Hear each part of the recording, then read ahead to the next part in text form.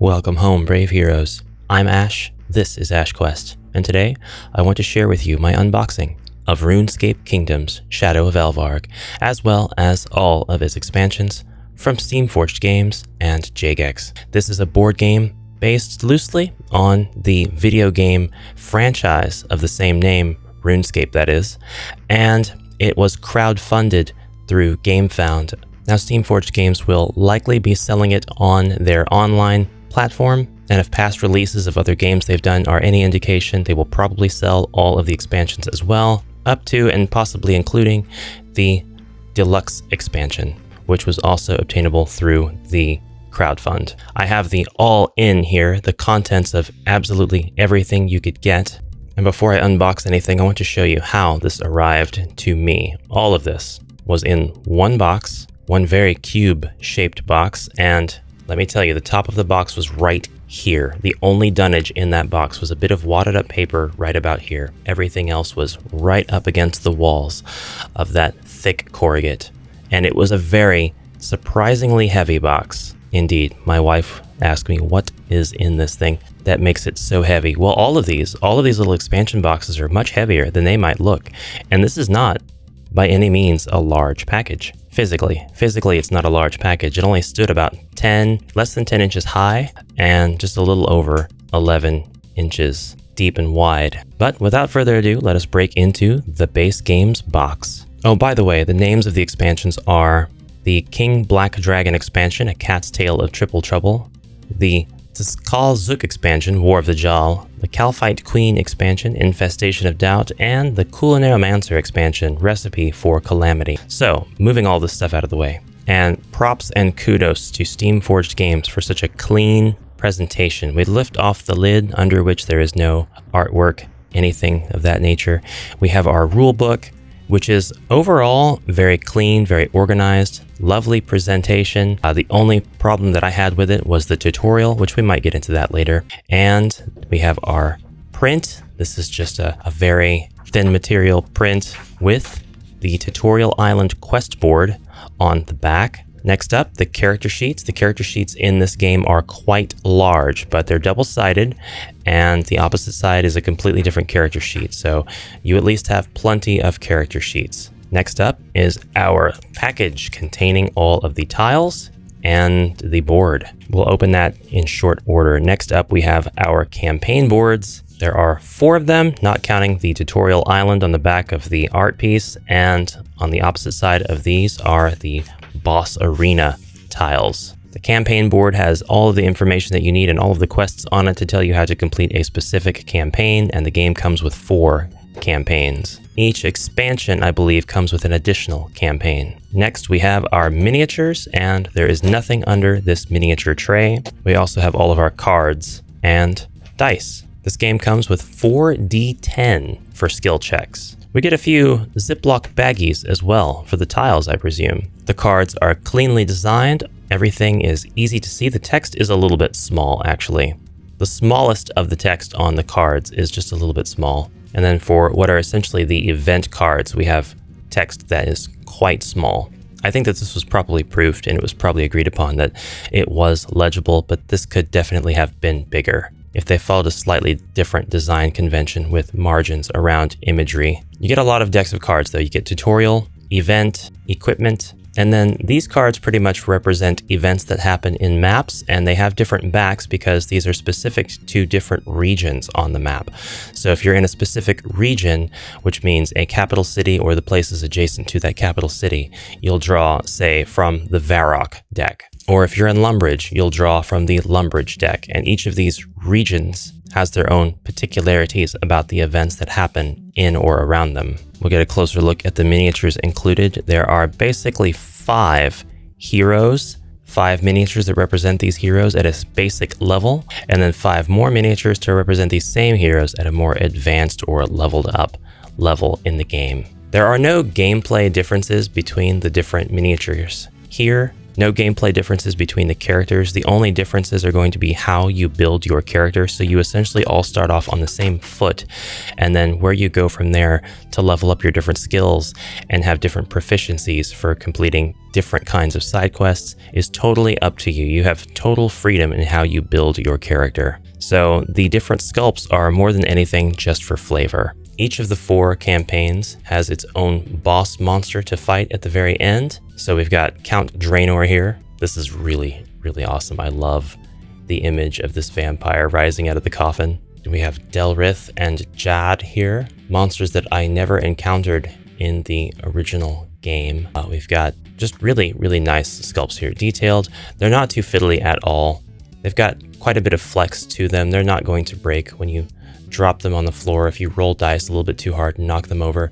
The lovely Steam Forged Games logo imprinted on the bottom of every base. Looking at the quality of these minis, I have a lot of faith in the upcoming Elden Ring board game, which is also being made by them, or at least if I didn't already have that faith from looking at the Bard Sung minis, I would have it now. And then finally, we have Elvarg herself, a lovely dragon, not too imposing, not a very huge mini, but that's not really what RuneScape's all about. RuneScape is the equivalent of a comfy, cozy board game that you can even play in solitaire, doing nothing but leveling up your skills as you journey about the kingdom. You don't even have to pursue any of the main campaign quests until you are ready to do so. Now, there are decks of cards for each of the 4 scenarios, and there will be similar cards that come with each of the expansions as well. There are initiative cards, vault cards, and all of this stuff is packaged separately in such a way that when you are ready to tackle a particular campaign, you can take and open the associated deck of cards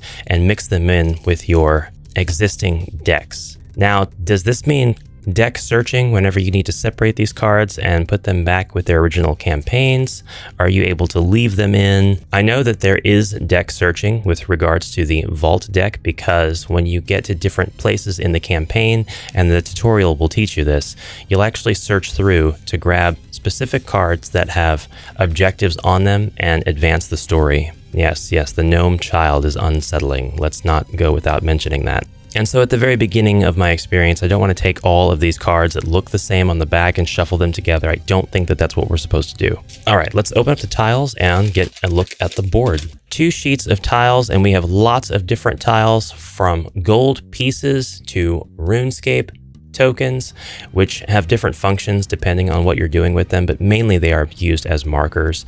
XP tokens, and then we've got tokens that represent all of the different things for which you can gather and forage. We've got logs, we've got ingots, we've got ore, we've got hide for those who engage in leatherworking, we've got spools of thread. We have lots of different food items. We've got fish for fishing, berries for foraging, meat for meating, eggs for egg collecting, bowls of rice. It just goes on and on. The clan bank is a really cool idea here. The clan bank tile is something that you'll put out in reach of everybody, and then whenever one of your characters is in a capital city, if they have any items they'd like to put in a clan bank, they can do so.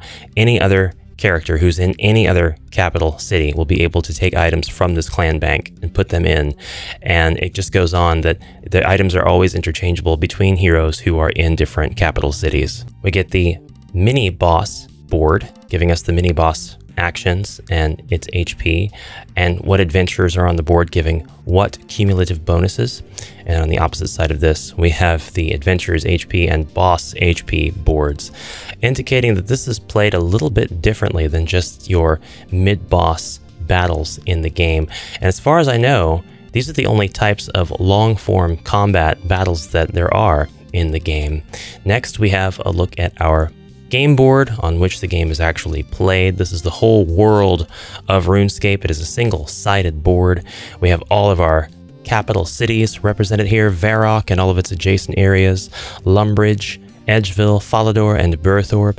And there's flavor differences, there are biome differences, and then there are differences in the types of rewards that you can get for foraging in these areas or skilling in these areas. So, On the right side of the board, we have the sort of passage of time that occurs whenever you end in a capital city, end your turn in a capital city, and you'll have to add to this event counter. And it is by ending your turn in the capital cities that you actually advance this along its track and advance through the campaign main game quests. So when I say that you can meander about and go skill in other places and you don't have to end your turn in a capital city, that is what I'm talking about. So when I say that you can take your time and skill and just play solo for a bit, just leveling up your fishing or whatever you want to do, you can do that, so long as you don't end your turn in a capital city and advance this tracker. That pretty much comprises all of the contents of the base game. But stick around as we unbox the expansions. They're small, they're really quick to get through, and it's worth seeing what's in the deluxe expansion once we get to the end. All right, let's start with the Kalphite Queen expansion, Infestation of Doubt. This, again, small box, lots of information packed on the back, lore information, as well as what comes with the expansion.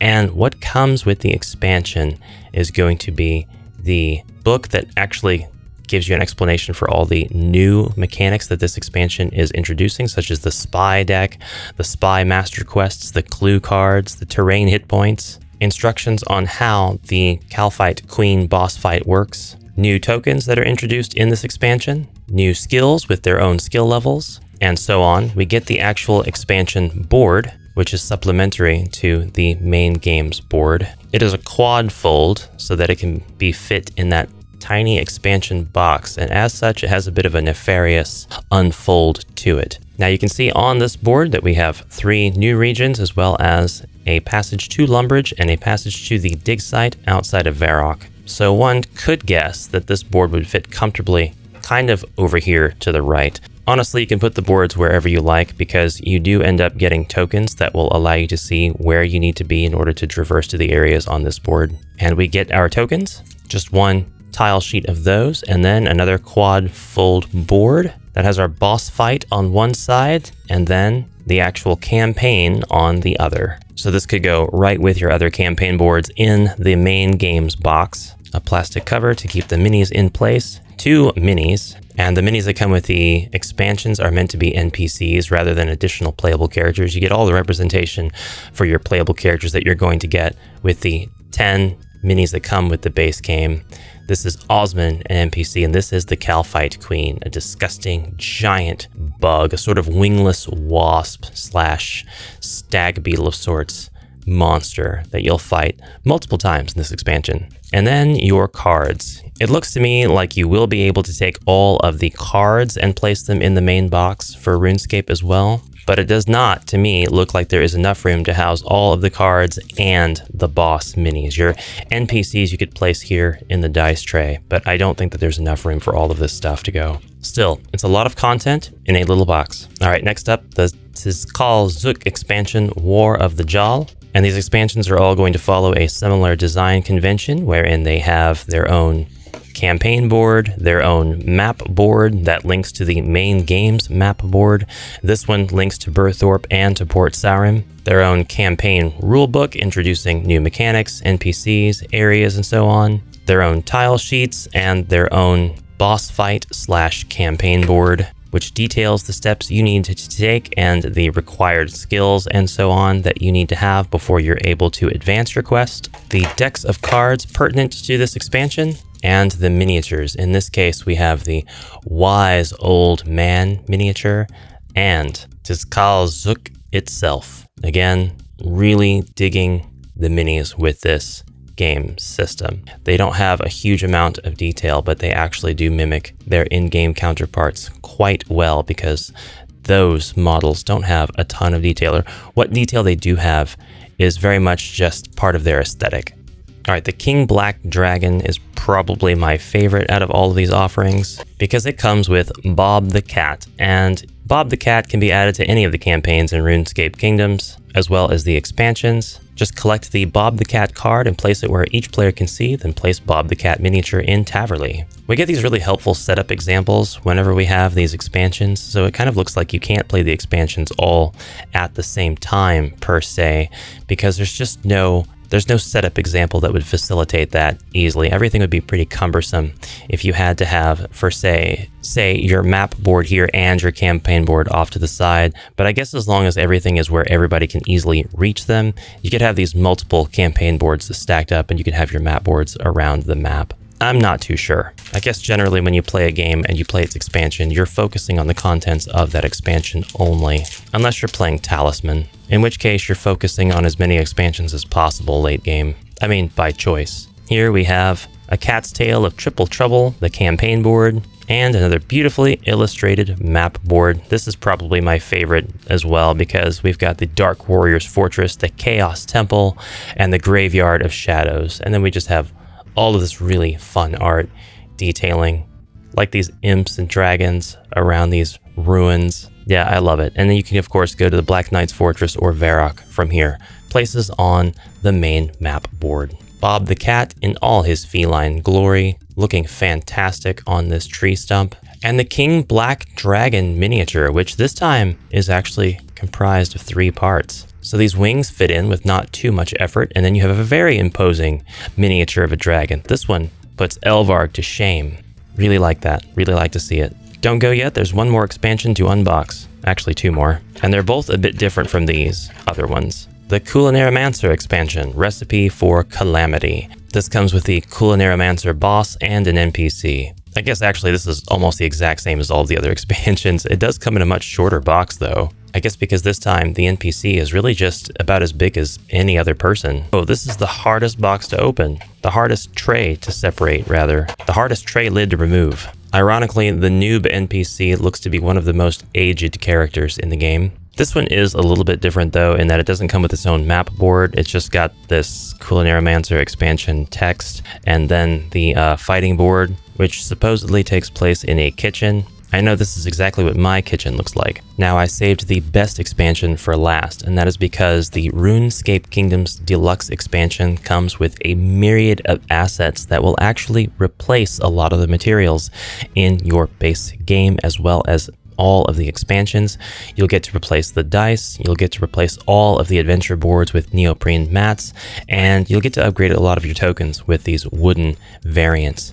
Now, this does require the base game to use, and it requires the expansions if you want to face the expansion bosses, but other than that, you should be able to swap out 1 for 1 all the stuff that this replaces and save on a little bit of room. And here they are. We have our lovely neoprene mats that represent the maps for the expansions. No more awkward unfolding, no more flattening of those boards.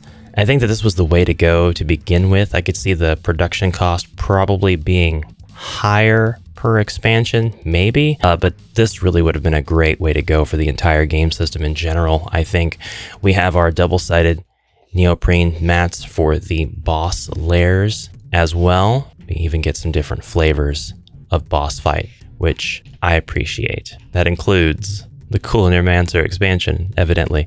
And we have here the main game's map represented on glorious neoprene. This might not be some people's preference, but for a game like this, where you're not playing on tiles, I see no problem with a neoprene mat. Setting that off to the side, this lovely box accounts for all of that stuff. We've got one more thing to reveal here, and that is a bunch of trays containing a bunch of wooden tokens that represent the different items that you can forage and collect and gather from different areas in the game. From cherries to ore, it's all here.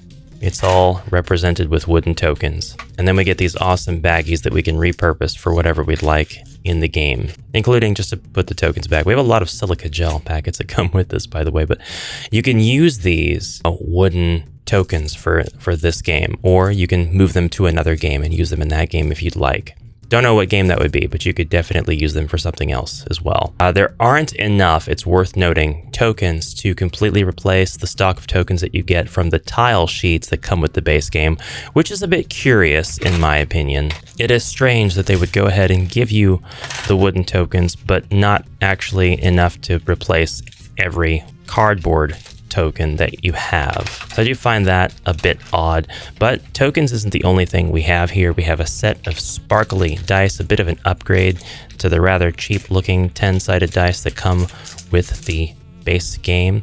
These are really pretty. I don't know if the camera is going to do them justice. Bits of glitter mixed in with the material used to form the dice, but just the right amount of transparency. Just a lovely shade of gray. Yeah, I hope the camera picks that up well. Very, very pretty dice. I would be glad to have these and roll them for any other game as well. Finally, we get a package containing all metal coins to replace some of the coins in the game.